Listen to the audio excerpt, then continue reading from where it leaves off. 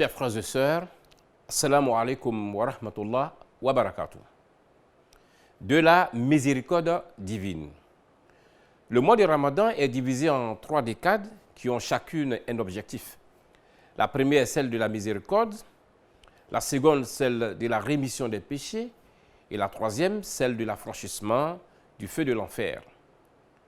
Qu'est-ce donc la miséricorde d'Allah? La miséricorde d'Allah embrasse un large éventail de significations qui a trait à plusieurs domaines.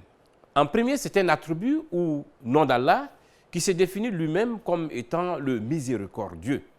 Au verset 12 de la sourate 6, les bestiaux, Allah affirme, et je cite, « Dis à qui appartient ce qui est dans les cieux et la terre. Dis à Allah. Il s'est à lui-même prescrit la miséricorde. » Fin de citation.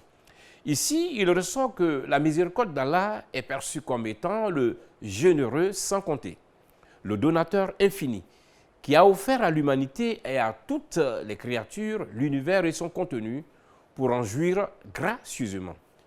Ce que corrobore le verset 2 de la sourate 35, le Créateur, et je cite, « Ce qu'Allah accorde en miséricorde aux gens, il n'est personne à pouvoir le retenir. Et ce qu'il retient, il n'est personne que lui à le dépenser. Et c'est lui le Tout-Puissant, le Sage. » Fin de citation.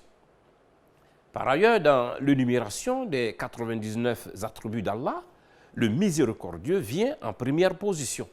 En outre, toutes les sourates du Noble Coran et toute action du croyant commence par la prononciation du nom, le miséricordieux d'Allah. Deuxièmement, la miséricorde d'Allah est relative à sa nature de pardonneur à l'endroit de ses créatures. Il s'agit ici du rapport intime de l'homme à son Seigneur. En effet, il a créé l'homme que pour l'adorer. Puis, il ramènera celui-ci vers lui afin qu'il rende compte de son passage sur terre. Dans ce cadre, l'homme n'aura plus besoin d'autre chose que du pardon de son Seigneur pour tous ses errements terrestres, ses manquements et actes de désobéissance. Cette signification est mise en exergue au verset 109 de la sourate 23, le croyant, où Allah affirme, et je cite, « Il y eut un groupe de mes serviteurs qui dirent, Seigneur, nous croyons, pardonne-nous donc et fais-nous miséricorde, car tu es le meilleur des miséricordieux. » Fin de citation. Troisièmement, la miséricorde d'Allah fait référence à son soutien, sa piété dans les situations difficiles que peut traverser tout croyant. De fait, conscient de la limite de ses efforts, la croyante ou le croyant humblement font appel à l'aide de leur Seigneur, sollicitent sa miséricorde en ultime recours. Ce que rappelle un exemple le verset 83 de la sourate 21, le prophète, et je cite, il rappelle Ayoub, quand il implora son Seigneur, le mal m'a touché, mais toi, tu es le plus miséricordieux des miséricordieux. Fin de citation. En outre, dans un hadith rapporté par Abu Huraira, radiallahu anhu, l'envoyé d'Allah, Mohammed sallallahu alayhi wa sallam, affirme, je cite, Allah a divisé la miséricorde en 100 parties.